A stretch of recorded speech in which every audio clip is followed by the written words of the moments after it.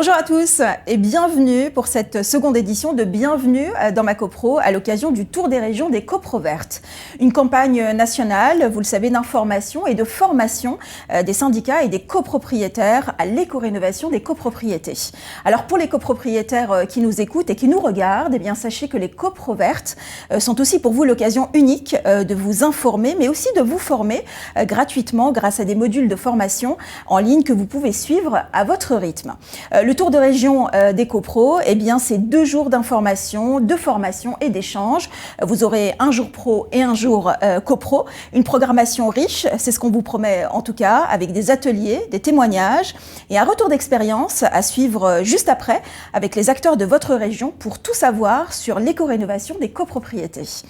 De la genèse du projet à la réalisation des travaux, Bienvenue dans ma copro revient aujourd'hui sur l'histoire de 2 rénovations globales dans votre région pour vous montrer d'ailleurs que ça existe et que c'est possible. Je vous emmène donc aujourd'hui à la découverte de 2 grands et beaux projets. Le premier, celui de la résidence Le Verdi à la résidence Dorémy dans un second temps qui nous ouvrent leurs portes et nous accueillent. Mais avant de les découvrir, eh bien, je vous propose d'accueillir tout de suite mes invités. On va commencer par vous, Sarah Manière. Bonjour Sarah. Vous êtes chef de projet copropriété, rénovation Dijon Métropole.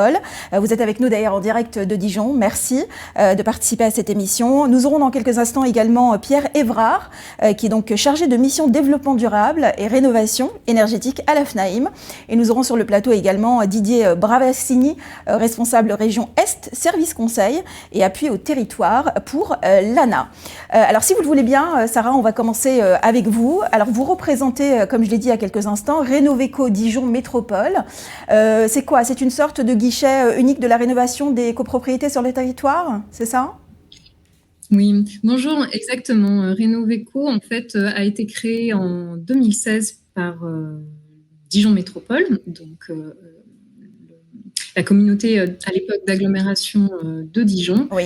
pour en fait rendre un service public aux propriétaires de logements, donc privés, qui souhaitaient s'engager sur des démarches de rénovation de leurs biens parce qu'il existe beaucoup d'aides, beaucoup d'acteurs auprès de qui se tourner, mais personne à l'époque, pour mettre le pied à l'étrier, rassurer et donner en fait les lignes directrices.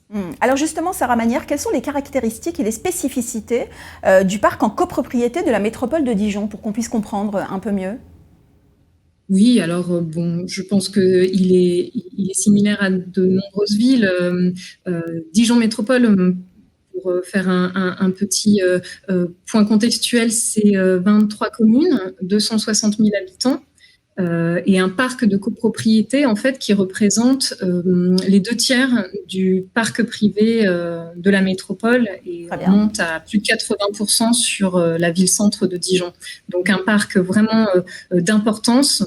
On va retrouver en fait des petites copropriétés en centre-ville historique. On a 100 hectares en secteur sauvegardé, donc avec d'énormes enjeux patrimoniaux qui auront évidemment des conconséquences. Donc à préserver, évidemment. Hein. Voilà. Et oui. On ne rénove pas de la même manière du patrimoine classé. Voilà. On va avoir toutes ces copropriétés des années 60-70, plus ou moins grosses, avec des caractéristiques bâties qui sont intéressantes pour pouvoir rénover de manière performante. On va avoir aussi tout le parc de copropriétés finalement plus récent, des années 90, 2000, 2010, mais qui, encore à la fin du XXe siècle, n'était peut-être pas selon des performances énergétiques très importantes et qui aujourd'hui, ces copros ont 20, 30 ans et elles commencent à réfléchir à un ravalement de façade. Donc, comment elles aussi, demain, on les embarque dans une réflexion. Dans cette aventure, alors, bien sûr, effectivement. Elles sont encore jeunes, mais elles sont déjà dans les premiers travaux d'entretien, en fait. Alors, au-delà de... Pardon, allez-y. Oui, pour finir, en fait, on a aussi un parc de copropriété, pour le coup, parmi les plus grosses de toute la région Bourgogne-Franche-Comté, dans les quartiers, en fait, qu'on appelle politiques de la ville. Ce sont souvent des copropriétés qui sont issues de la revente HLM, des bailleurs sociaux, qui datent des années 60-70 et qui aujourd'hui ont vraiment besoin d'un coup de pouce pour de gros travaux. Voilà, ça nous occupe en ce moment particulièrement. Alors, au-delà de ce qui existe, Sarah, quelles sont finalement les ambitions que s'est fixé le territoire et comment surtout vous comptez les atteindre? Parce que c'est ça le plus important. Oui, alors en effet, Dijon Métropole porte une politique assez ambitieuse quand même, il faut le dire, de transition énergétique et écologique. On pourrait citer voilà, sur tous ces champs de compétences les efforts mis sur la mobilité, les transports avec le tram, etc. On a aussi un gros réseau de chaleur urbain qui arrose une grande partie de Dijon et des communes alentours et sur lequel les copropriétés peuvent se raccorder et qui voilà, est un réseau biosourcé, donc avec des énergies renouvelables.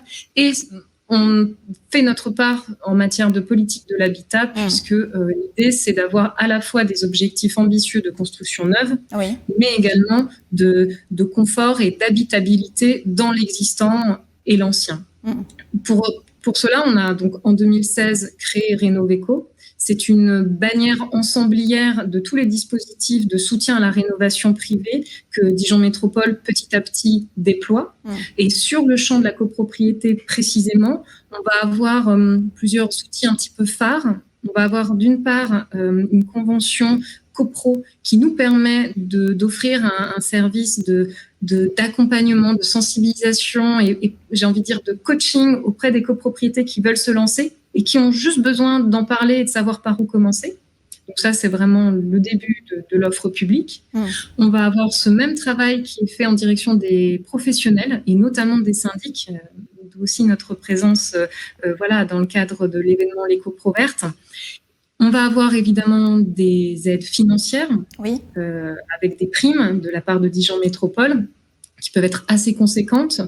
Et puis, on va également, là, je vous en parlais, piloter une grosse opération de rénovation en partenariat avec l'Agence nationale de l'habitat, l'ANA, pour en fait soutenir 3 projets, on l'espère, de rénovation thermique dans les plus grosses copropriétés du territoire, qui, à L3, en fait, cumulent 1000 logements.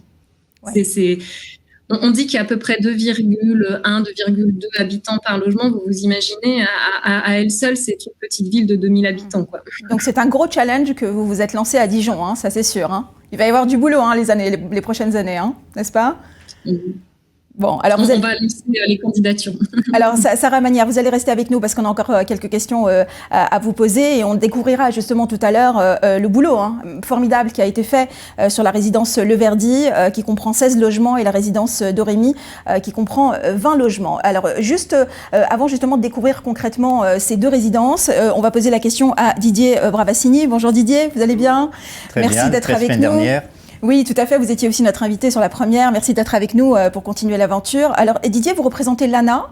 Vous pouvez d'ores et déjà juste nous dire ce que c'est que l'ANA pour qu'on comprenne ? Alors, Agence nationale de l'habitat, qui est une agence qui a été constituée il y a une 50aine d'années et dont le métier premier est de distribuer des aides aux propriétaires qui souhaitent engager des travaux de la rénovation énergétique ou autre, de l'habitat indigne, de l'habitat dégradé ou sur les copropriétés aussi en difficulté ou fragiles également. Alors Didier Bravassini, vous allez rester avec nous évidemment parce qu'on a encore plein de questions à vous poser, mais on va tout de suite recevoir Pierre Evrard sur notre plateau. Bonjour Pierre. Bonjour Kenza. Vous allez bien ? Bonjour. Très bien. Merci d'être avec nous. Alors en tant qu'expert du développement durable et de la rénovation énergétique à la FNAIM, justement, pourquoi la rénovation des copropriétés est-elle si importante justement Pierre ? Ben justement, il y a la rénovation des copropriétés et la rénovation énergétique en général. Alors, la rénovation énergétique en général, ce qu'il faut savoir, c'est que les bâtiments, par l'utilisation qu'on en fait, c'est 44% de l'énergie consommée. C'est énorme. Ben, c'est énorme. Plus que les voitures, je crois. Les voitures, c'est 32%. Ah oui. Voilà. 22% des émissions de gaz à effet de serre. On sait voilà, ce que ça fait par la suite. Cette énergie, 66%, c'est le chauffage. Oui. Voilà, donc on voit tout de suite des pistes d'amélioration. Alors la rénovation énergétique aussi, c'est un vecteur économique et environnemental, parce que c'est une filière emploi direct ou indirect, c'est quand même 4 millions de salariés, donc quelque part, voilà, et on a une marge de progression impressionnante. Didier, vous êtes d'accord avec ce que dit justement Tout à fait, en fait, c'est pour ça que notamment sur le développement économique, rien que les aides sur les travaux qui ont été financés par l'ANA l'année dernière, on a estimé que ça représente entre 50 000 emplois, soit maintenus, soit développés, et en plus chez les petits artisans, chez les professionnels qui sont au cœur des territoires. Alors justement, on va tout de suite découvrir de façon très concrète, si vous le voulez bien, la première résidence qui s'appelle la résidence Le Verdi. C'est une première rénovation sur le territoire de Dijon. On va regarder justement un premier reportage signé Nicolas Tarade. A tout de suite. Bienvenue dans notre copropriété, l'entrée de notre superbe immeuble bien rénové.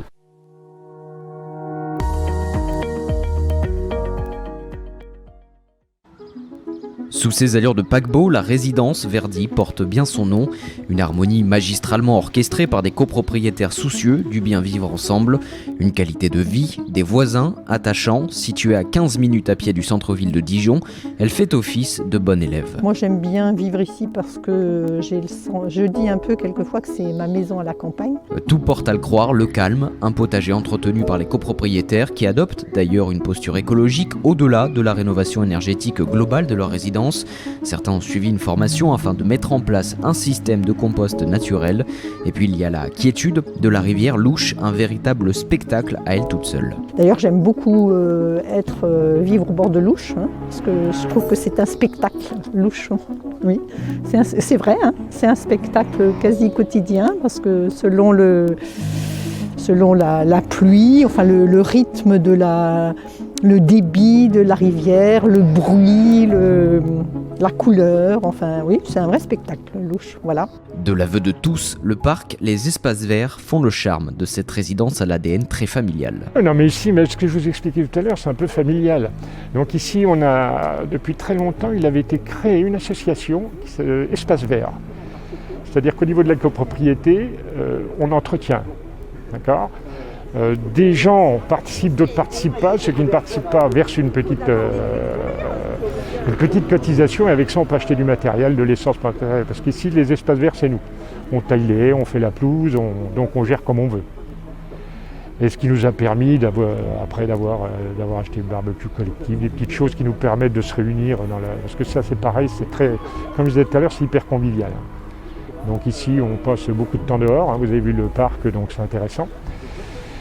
Et donc on organise beaucoup de choses entre nous,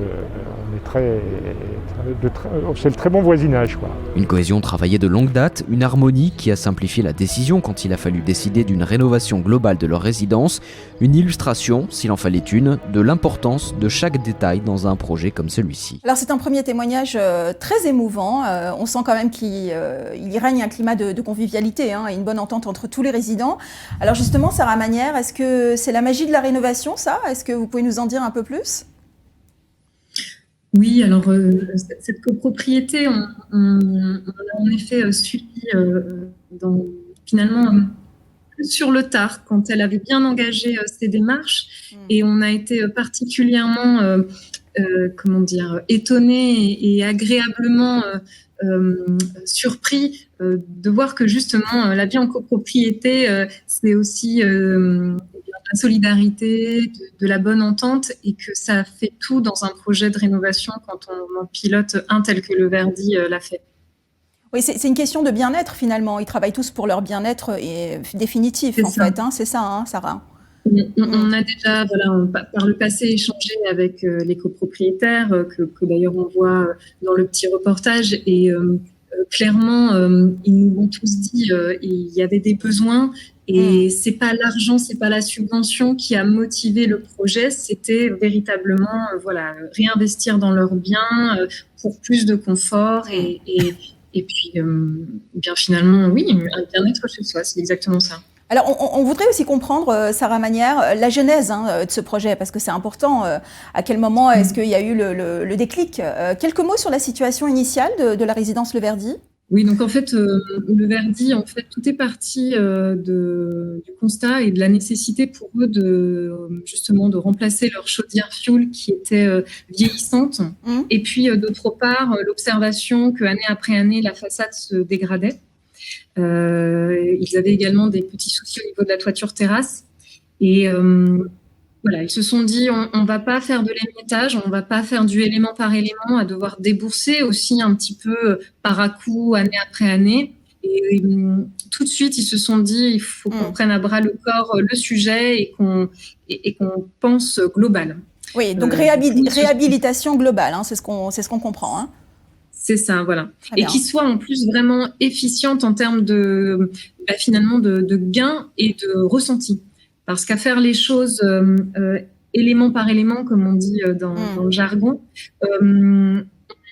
finalement on peut être déçu, surtout quand dans la peau d'un copropriétaire, il peut y avoir comme une déception, une frustration de se dire j'ai dépensé tant de milliers d'euros pour peut-être le changement des fenêtres ou juste un poste de travaux, et mince, je le ressens pas là tout de suite, c'est pas flagrant. Et voilà, c'est cet effet un petit peu ensemblier de tous les travaux qui permet aussi vraiment d'arriver à quelque chose d'efficace en termes énergétiques. Alors justement, Sarah Manière, on va revenir en images, hein, si vous le voulez bien, sur la genèse et les étapes clés de cette rénovation exemplaire. Des images signées Nicolas Tarade.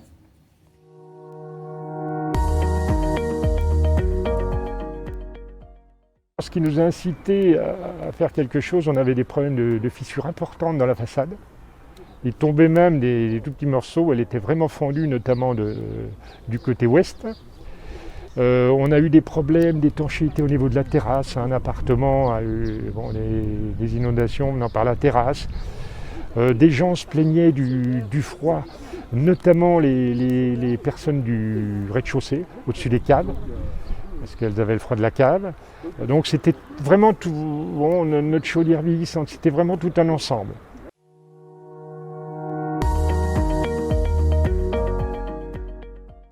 Ça a pris effectivement au moins 2 ans déjà pour mettre tout le projet en route. Ça implique bien sûr beaucoup de réunions avec les copropriétaires. Il faut qu'il y ait une parfaite confiance avec les copropriétaires, tant avec l'équipe de maîtrise d'œuvre qu'avec l'ensemble des entreprises qui vont intervenir dans les logements. C'est aussi un des points qui est quand même que nous sollicitent également les copropriétaires, c'est qu'ils aient l'impression que voilà, on rentre chez eux, mais il faut que ça se passe bien, dans de bonnes conditions. Et si besoin, on fait un état des lieux avant travaux, après travaux, de façon à ce qu'il n'y ait aucun souci par rapport au suivi de ces travaux.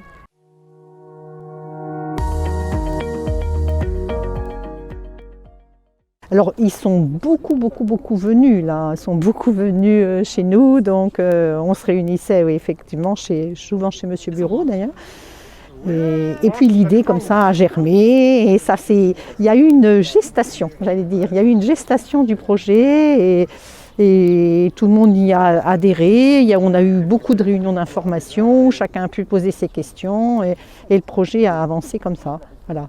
Bon, après, ça n'a pas été tout simple non plus, puisqu'on a eu un copropriétaire qui n'est pas résident ici, hein, un copropriétaire qui a fait obstacle et donc qui a retardé le projet d'1 an. Quand on a cette osmose qui se fait, on est sûr d'aller aux travaux et on est sûr d'aller dans des travaux de bonne qualité, de belle facture, et où les gens sont contents 1 an, 2 ans, 3 ans après. Où ça semble difficile, c'est à partir du moment où on n'a pas cette cohésion et cette volonté, où là ça va prendre beaucoup plus de temps. Nous sommes après sur des projets de 3, 4, 5 ans pour obtenir un consensus et pour arriver à faire voter des travaux et arriver aux travaux. C'est vrai, hein, c'est vrai que nous étions tous d'accord, y compris y compris les bailleurs, hein, qui ne sont pas résidents ici, mais qui ont suivi le projet. Et ça, c'est quand même remarquable. Hein. Pierre Évrard et Didier Bravassini, certainement un commentaire, hein, parce qu'il y a eu plein de mots, hein, moi, qui m'ont marqué. Cohésion, on a même vu un facilitateur, justement, de projet. Est-ce que vous avez des choses à dire là-dessus ?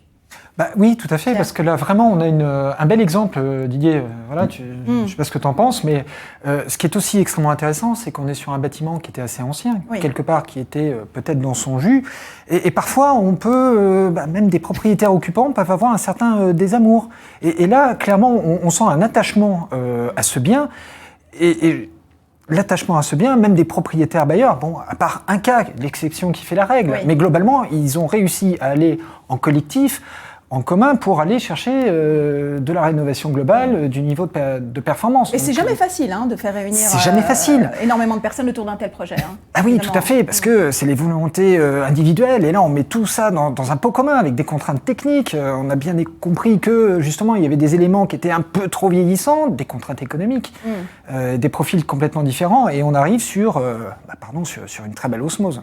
Justement, Didier Bravassini, finalement c'est quoi pour vous les facteurs clés de réussite d'un tel projet?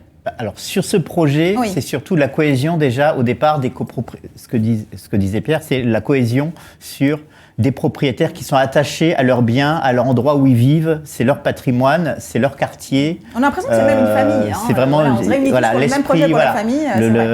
Ils s'investissent sur des espaces extérieurs, sur leurs bâtiments, mais leurs bâtiments, effectivement, pendant 30 ans, ils ne s'étaient pas investis. Donc aujourd'hui, quand on regarde la copropriété avant les travaux, c'était un bâtiment effectivement qui était très vieillissant. Sur les images, c'est assez flagrant. Et là, ils ont eu la chance de pouvoir s'appuyer sur une communauté qui a eu envie de faire quelque chose. On voit que ça a été compliqué, que ça a été difficile, mais ils ont réussi à construire ce projet. Et ce type d'immeuble, ça représente à peu près, quand on regarde par rapport au reste de la France, des immeubles entre 11 logements et 50 logements. Dans le registre des copropriétés, on en compte 200 000 de cette typologie d'immeubles, d'immeubles de taille moyenne, qui ne sont pas des immeubles de centres anciens où il y a un problème de patrimoine, c'est des immeubles des années 60, 50, 70, qui sont de taille humaine, mais qui, là aussi, il y a des enjeux de rénovation énergétique. Mais on a l'impression en tout cas que la fluidité de l'information... Cette taille de famille facilite aussi à la fois ça facilite puisque les propriétaires en général se connaissent dans cet immeuble, donc c'est plus simple pour faire adhérer, et en même temps on voit quand même qu'on peut avoir des freins. Un propriétaire bailleur effectivement là qui était peut-être moins partant au départ, mais on aurait pu aussi dire peut-être qu'il y avait certains propriétaires occupants qui n'avaient pas forcément les ressources suffisantes pour accompagner ce projet, et qui, je crois, dans ce cas de figure, ont quand même été aidés par des aides peut-être plus faibles aujourd'hui que ce qui existe aujourd'hui, par l'ANA ou par la métropole de Dijon. Mais alors, justement, Sarah Manière, c'est une question pour vous, cette fois-ci. Quel a été l'accompagnement de la métropole, justement, sur ce projet ? Donc, sur ce type de projet de rénovation vraiment exemplaire qui va au BBC, c'est vrai que, en effet, comme il a été dit, les aides à l'époque étaient pensées de manière individuelle. Donc, les propriétaires qui étaient à ressources modestes ont bénéficié des aides de l'ANA, que en fait nous animons sur notre territoire, sur les 23 communes de la métropole, et que nous abondons. Donc, on paye le financement d'un assistant qui va chercher les financements, et ces personnes-là, du coup, bénéficient des aides de l'ANA bonifiées par Dijon Métropole. D'ailleurs, on peut signaler aussi que suite à ces travaux, ou à la fin des travaux, on a 66% de gains énergétiques, ce qui est quand même énorme. Oui, je pourrais juste rebondir sur ce sujet parce que ça peut sembler une banalité, mais on ne le dit pas assez. La première des économies, bien sûr, évidemment. C'est la dépense qu'on ne va pas générer, et vraiment, on a tout ce travail de sensibilisation à faire, et cette parole à porter sur le fait que les aides resteront finalement toujours minoritaires, mais les gains énergétiques et les gains financiers sur les factures qu'on ne payera plus, sachant que le prix de l'énergie augmente à environ de 4% par an. Dans 20 ans, non seulement, comme vous aurez économisé 66%, c'est 66% à chaque fois d'économies sur vos factures chaque année, mais c'est nonobstant, en fait, cette augmentation du prix de l'énergie que vous ne payerez d'autant pas que vous consommez moins. Oui, donc les résultats sont hyper importants. On est d'accord, il faut aussi voir la résultante de tous ces travaux, de tous ces efforts. Alors justement, maintenant qu'on a découvert la résidence Le Verdi, eh bien, si vous le voulez bien, je vous emmène maintenant à la découverte de l'autre résidence qui s'appelle la résidence Dorémy. Oui, ça s'appelle comme ça. Pour découvrir un autre projet de rénovation, celui donc de cette résidence, dont les travaux sont encore en cours. C'est un reportage de Nicolas Tarade.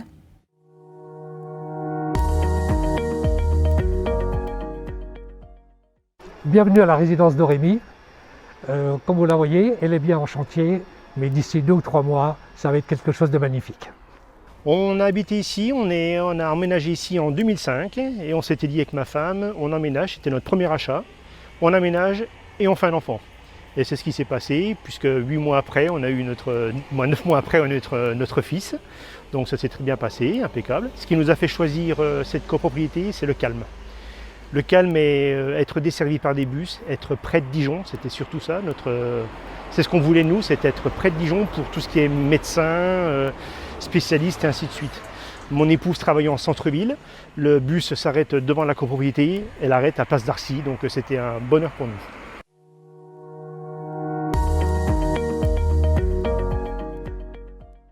La prise de conscience, c'était les fissures au niveau des murs, les étanchéités.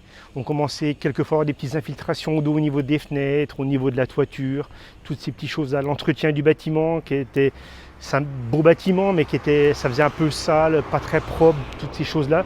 C'est ça qui nous a fait prendre conscience qu'il fallait quand même faire quelque chose pour ce bâtiment.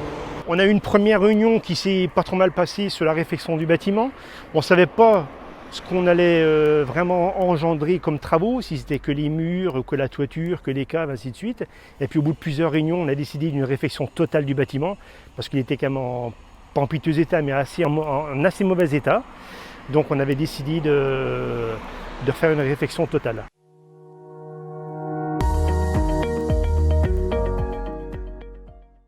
Les copropriétaires sont très motivés, c'est aussi un des points très important pour réussir la rénovation énergétique, c'est qu'il y ait aussi des équipes qui puissent travailler en parfaite sérénité et confiance entre les entreprises qui sont présentes en permanence et des gens qui vivent en permanence aussi dans les appartements. Surtout en cette période de Covid, il faut quand même savoir qu'il y a des gens qui sont en télétravail, donc il y a des gens qui sont là toute la journée et donc c'est pas toujours facile évidemment d'allier travaux et présence dans les locaux. Donc on trouve des solutions aussi avec les entreprises pour que ça se passe au mieux, éviter certaines périodes de bruit et pour qu'ils aient aussi des laps de temps qui leur soient accordés.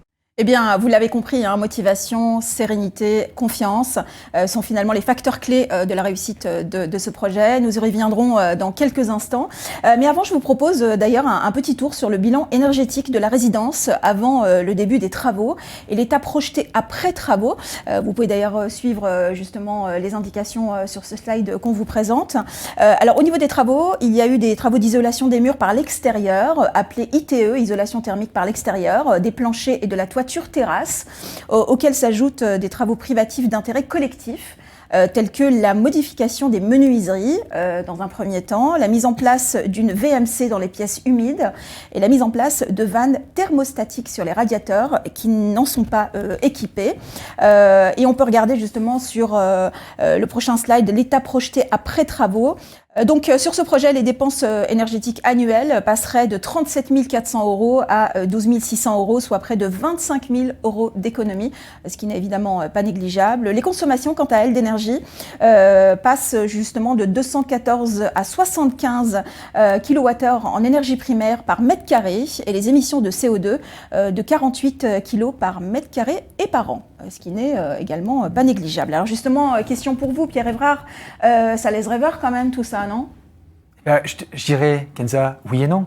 Parce que oui, pourquoi oui et non ? Oui, en effet, ça laisse rêveur parce que là, on est vraiment sur le nec plus ultra de la rénovation. Oui. C'est de la rénovation niveau BBC. BBC rénovation, bâtiment, basse consommation. Et je dis rêveur, oui, parce que c'est bien, voilà, ça y est, on voit la réalité. Concret, oui, il y a du concret. Et c'est du concret. Et justement, à l'heure où certains se disent rénovation BBC, mythe ou réalité, on en fait en maison individuelle, on peut en faire en copropriété. Oui. Et bien ça existe. Et là, on a une preuve flagrante avec un syndic qui, là aussi, visiblement, il y a eu une cohésion de folie entre son syndicat des copropriétaires, sa maîtrise d'œuvre, parce que là, il y a clairement eu une maîtrise d'œuvre vraiment bien outillée, donc bravo. Et quelque part, qu'on se dise les choses, ils ont 29 ans d'avance. Parce qu'il y a une loi qui est passée en 2019. Oui, alors justement, la loi énergie-climat. Voilà, la loi énergie-climat qui est venue tout changer. Avant, il y avait des obligations, mais c'était que quand on démarrait des trucs. La loi énergie-climat, elle nous dit quoi ? Deux choses. On éradique les passoires thermiques jusqu'en 2028. Voilà, 2028, c'est la fin des passoires thermiques. Alors, je suis désolé pour le terme passoire. Bon, avant, c'est bien, elle s'appelait épave, hein, Didier, on est d'accord? C'est mieux, oui. C'est mieux, quand même, c'est plus sympathique. On va y arriver, au plus pas, 13 énergivore. Mais donc 2028, éradication des passoires, et l'horizon, 2050, c'est du niveau rénovation, bâtiment, basse consommation. Donc quelque part, ça, c'est ce qui va être la norme en 2050. Et on a une loi qui, à l'heure actuelle, est en débat à l'Assemblée, qui vient juste renforcer ce qu'avait dit la loi énergie-climat, donc en mettant des obligations, en jalonnant et encadrant les choses. C'est fini de temporiser encore, on va se donner encore 10 ans. Il faut y aller maintenant. Ça y est, le coup près, c'est 2005. Alors justement, Didier Bravassini, est-ce qu'on peut parler de BBC dans ce cas là, oui, là, dans ce cas bien précis, évidemment. Dans du BBC. On est d'accord. On est vraiment dans un projet ambitieux. Oui. Parce que quand on regarde les copropriétés que l'ANA a subventionnées l'année dernière, qui ont été rénovées l'année dernière, on était à un gain moyen de 51%. Là, on atteint un gain de 66%. Donc là, on a vraiment le projet, un projet top. Mais surtout, ce qui est important de souligner, c'est qu'ils en ont profité, c'est à l'occasion de travaux. C'est que ces propriétaires, de toute façon, c'était une copropriété qui avait besoin de travaux. Leur chaudière fuel était à changer, le ravalement était à faire, ils avaient des infiltrations. Donc, la rénovation énergétique, c'est pas un simple coût de la rénovation énergétique. Quand on regarde à combien ça coûte, c'est que ces travaux, une bonne partie de ces travaux étaient déjà à faire pour ces propriétaires pour préserver leurs biens. Donc c'est vraiment l'occasion d'embarquer la rénovation énergétique dans des travaux qui sont de toute façon obligatoires. Donc quand on parle de gain, c'est quel est le surcoût de la rénovation énergétique par rapport à déjà des travaux obligatoires. La chaudière était à changer quoi qu'il arrive.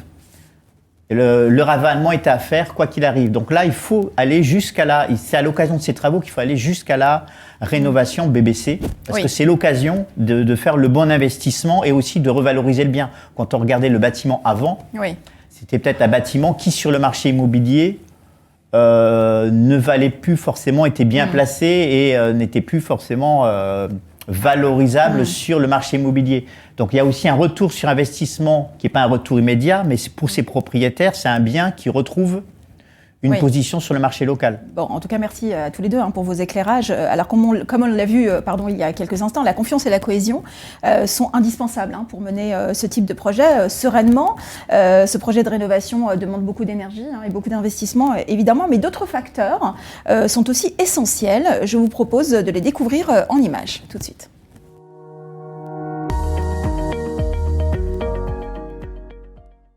Tous les maillons sont importants. On voit bien dans les opérations où il y a eu une défaillance d'un maillon, forcément on perd du temps, voire quelquefois on rate des financements. Donc il faut vraiment bien monter l'opération depuis le départ. C'est pour ça qu'il faut avoir une formation sur le sujet. La formation des coprovertes est idéale parce qu'on gère à la fois la formation technique, la formation d'ingénierie, la formation des aides, des subventions, et puis aussi l'humain, c'est-à-dire qu'en fait, écouter les gens pour arriver au résultat final qui convient à chacun. C'est un chantier. Un chantier, il faut savoir qu'il y a pratiquement jamais deux immeubles qui sont pareils. Un chantier est toujours unique en son genre, c'est-à-dire qu'on tombe sur un conduit, on tombe sur un élément extérieur qu'on n'avait pas forcément maîtrisé ou dont on n'avait pas vu l'importance. On tombe sur une décision qu'il faut prendre. Voilà, le chantier est là, l'architecte est appelé, nous on nous interpelle. Il y a un surcoût, il y en a pour 1 500 €. Est-ce que vous avez un poste d'imprévu? C'est tout le temps, c'est au quotidien, mais encore une fois, c'est passionnant parce que quand on voit le résultat, on se dit on a vraiment bien fait et la satisfaction de tout le monde est notre plaisir.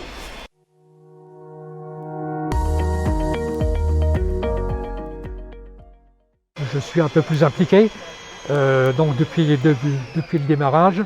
Et c'est vrai que on a changé de responsable syndical depuis 2 fois. Mais bon, ça se passe très bien. On a eu affaire à des gens compétents, des gens qui connaissent leur boulot et ça se passe très bien. On est vraiment en contact étroit. On a les numéros de téléphone, on se passe les mails, etc. Ça va bien, quoi. C'est, on va dire, comme un vieux couple. Il y a parfois des hauts, il y a parfois des bas, mais il y a surtout des hauts. Et quand il y a une volonté commune de travailler ensemble entre le conseil syndical et le syndic, il y a effectivement, comme on le disait tout à l'heure, il n'y a pas de problème, il n'y a que des solutions. Donc c'est vraiment cette relation qui est primordiale, ne serait-ce que pour lancer le chantier, ne serait-ce que pour lancer le projet. Il faut qu'il y ait des porteurs pour mener à bien un tel projet.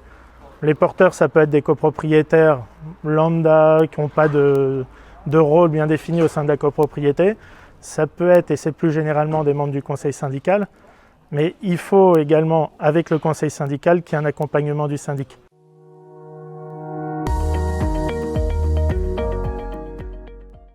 Il y a eu tout un accompagnement qui a été fait, c'est-à-dire qu'on a fait une présélection des gens qui étaient susceptibles de rentrer dans le canevas de l'ANA. Ensuite, on les a ciblés, on leur a demandé s'ils étaient intéressés et je me suis occupé de collecter les gens qui pouvaient être accompagnés par ces États.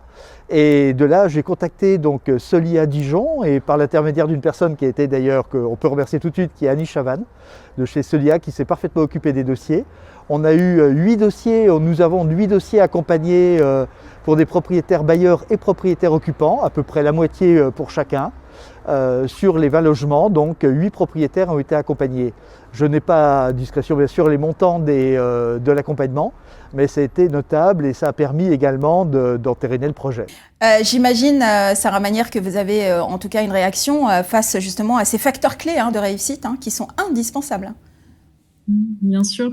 Alors, ma première réaction, en effet, c'est de souligner l'aspect humain. Oui. Derrière ces projets, c'est des personnes, et que ce soit les copropriétaires, mais aussi les équipes de professionnels qui sont sur le pont ou sur l'accompagnement.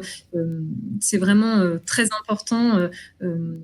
Annie Chavannes, qui a été mentionnée dans le petit reportage, est une personne référente de l'équipe Solia que Dijon Métropole missionne. Tout à l'heure, je vous avais parlé en fait des aides que Dijon Métropole abonde aux côtés des aides de l'ANA pour soutenir les personnes les plus modestes. Et bien en fait, c'est exactement de cela dont on parle, le fameux accompagnement que Dijon Métropole finance auprès de ses publics. Eh bien, nous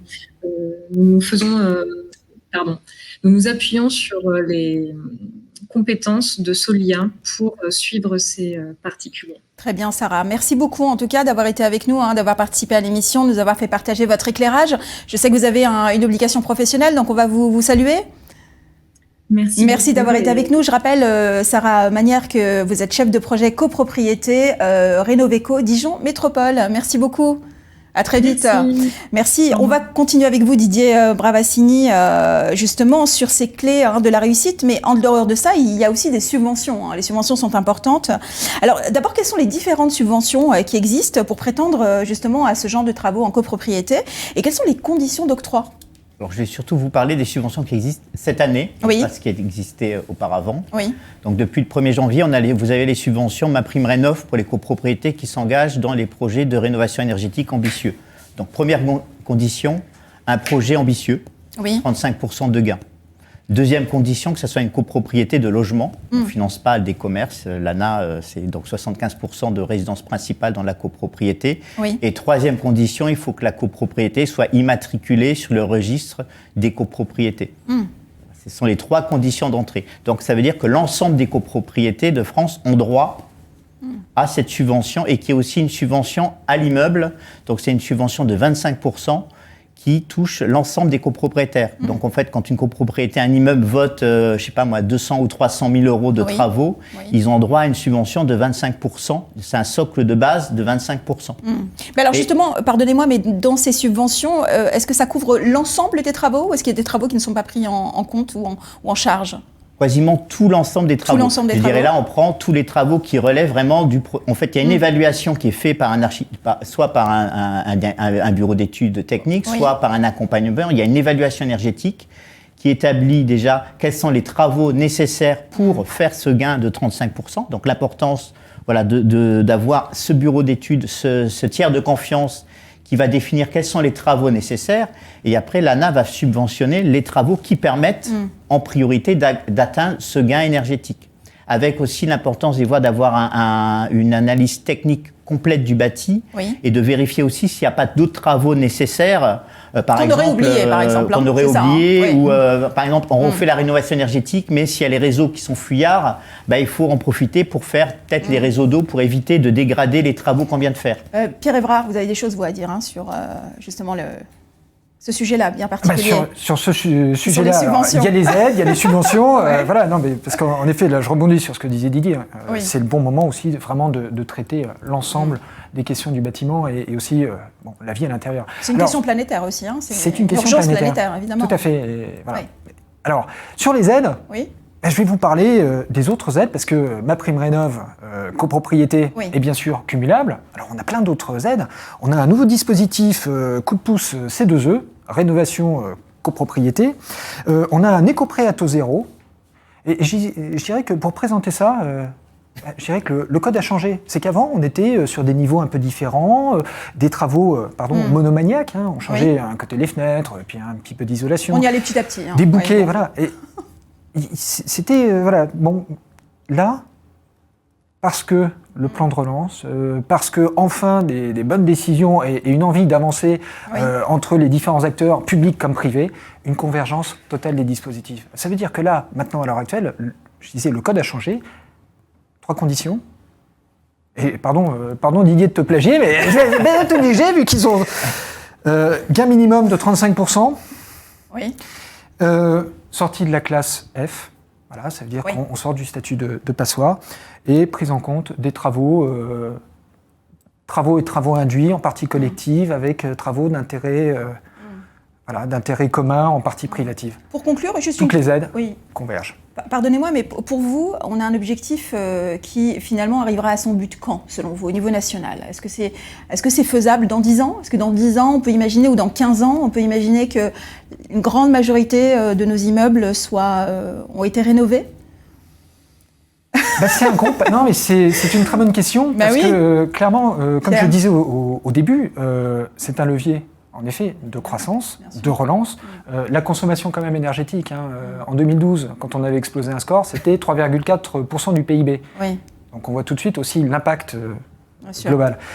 Mais quelque part, en 2008, quand il y a eu les subprimes, c'était les entreprises du bâtiment. 2011, le troisième choc pétrolier, Didier, c'était les énergéticiens. Tous les professionnels de l'immobilier qui écoutent à l'heure actuelle, les professionnels de l'immobilier, c'est le post-Covid. Alors, est-ce qu'on a les moyens, est-ce qu'on a les capacités ? On a un timing qui est imposé, qui est extrêmement, soutenu, mais on peut y arriver. Donc justement, le jeu, c'est surtout pas se mettre la tête dans de faire l'autruche en se disant, le législateur mettra encore, non, ça y est, c'est fini. Le jeu, Et maintenant, on est outillé, il y a des outils de formation, il y a des outils techniques, on est en train d'acquérir une compétence commune, publique-privée, pour vraiment aller très très vite. Et cette émission d'ailleurs sert à faire avancer les choses également, chacun à son niveau. Le mot de la fin pour vous, Didier ? Ce qui est important de souligner, c'est là aujourd'hui effectivement, c'est qu'il y a des financements qui ont été mis en place. Il y a le plan de relance effectivement qui a aussi l'opportunité, je dirais le budget de l'ANA, avant il était de 800 millions d'euros, là on est quasiment à 2,6 milliards cette année. Donc on est vraiment, les financements ont été mis en place. Donc effectivement, ça va être difficile d'atteindre cet objectif, mais il y a un mouvement de fond qui est engagé, qui est lancé par l'ensemble des acteurs. Il y a une mobilisation des syndics qui vont se mobiliser, des professionnels du bâtiment qui eux-mêmes vont acquérir aussi des techniques, donc ça va aussi faire baisser les prix. C'est-à-dire, il y a, quand on parle d'ITE, le coût des ITE entre les premières rénovations qu'on a pu faire il y a une dizaine d'années et les rénovations qu'on fait aujourd'hui, quand on regarde par exemple en Allemagne, le coût, les coûts peuvent diminuer en fonction aussi de la capacité de toute la filière bâtiment à adopter les techniques, et plus on a de marché, plus on maîtrise les coûts. Alors qu'au départ, quand on essaye d'innover, c'est toujours plus difficile, on paye un peu le coût de l'innovation, alors qu'après, une fois qu'une technique est lancée, il y a aussi une maîtrise des coûts, et en même temps, ça va venir d'office, c'est-à-dire un architecte, quand il va se poser la question sur un bâtiment, d'office, il va embarquer la rénovation énergétique, alors qu'aujourd'hui, c'est encore... je fais le ravalement, je ne l'embarque pas.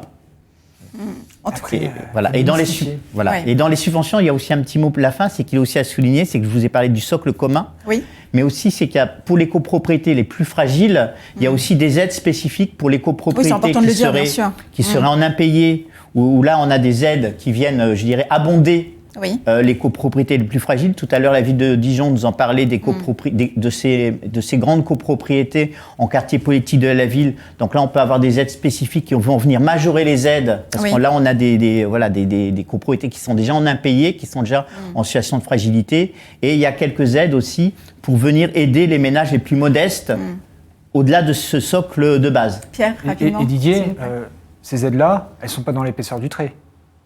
Donne un chiffre, c'est 3 000 €. Voilà, c'est 3 000 € par logement pour les copropriétés fragiles, voire plus dans certains cas. En tout cas, on sent qu'il y a une belle osmose entre vous, messieurs. Vous êtes en tout cas d'accord sur plein de choses et on pourrait vous écouter pendant des heures. En tout cas, merci beaucoup d'avoir participé à notre émission. Merci pour votre éclairage à tous les deux, puisque ce deuxième épisode de Bienvenue dans ma copro touche à sa fin. Ça va vite, et oui. Alors, avant de nous quitter, ce que je vous propose, si vous le voulez bien, un dernier mot des copropriétaires de la résidence Le Verdi, qui ont encore des choses à dire d'ailleurs.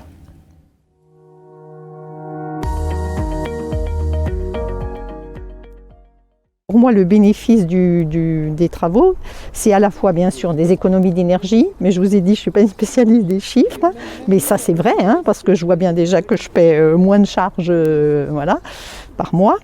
La deuxième chose, c'est le confort. Alors ça, c'est indéniable, indéniable. Donc moi, j'ai une température constante. Alors d'ailleurs, depuis qu'il y a eu les travaux, j'ai acquis des thermomètres, ce que je n'avais jamais fait auparavant. Donc un thermomètre intérieur et un thermomètre extérieur, ce qui me permet de vérifier que quelle que soit la température à l'extérieur, la température à l'intérieur est constante. Donc ça, c'est sûr que c'est un confort indéniable. C'est très clair. Moi, je prends mon cas personnel. J'habite au 3e, nous n'avons pas d'ascenseur. Moi, ce que j'ai vu, c'est de dire que le jour où je vais vendre mon appartement, je vais redonner de la valeur. Parce qu'il est vrai qu'on fait partie de ce qu'on va appeler les passoires thermiques, il ne faut pas se voiler la face. Et là maintenant, on va pouvoir annoncer des chiffres très intéressants. C'est extraordinaire, c'est-à-dire que là on regardait, le coût des travaux représente à peu près 300 € le mètre carré. On sait que la valorisation à court terme et moyen terme se retrouvera bien sûr de fait, sans parler bien sûr du point essentiel, c'est l'économie d'énergie, puisque là on va réduire de pratiquement 50% cette consommation d'énergie. Donc c'est vraiment gagnant-gagnant. Et le gros avantage également, c'est qu'elle nous sert de référence. C'est à chaque fois qu'on fait un immeuble de plus, une rénovation énergétique de plus, eh bien on va promouvoir et accompagner d'autres parce que ça fait école, tout simplement. Eh bien voilà une grande bataille de gagner encore une fois en matière de rénovation énergétique et on aura encore plein de projets à vous proposer et à vous présenter. En tout cas, merci de nous avoir suivis pour ce second numéro de Bienvenue dans ma copro. À suivre tout de suite de nombreux ateliers pour vous informer et tout savoir sur la rénovation des copropriétés dans votre région. Je vous retrouve la semaine prochaine pour un 3e épisode de Bienvenue dans ma copro. Et cette fois-ci, on vous emmène à Bordeaux. Très bon week-end à tous.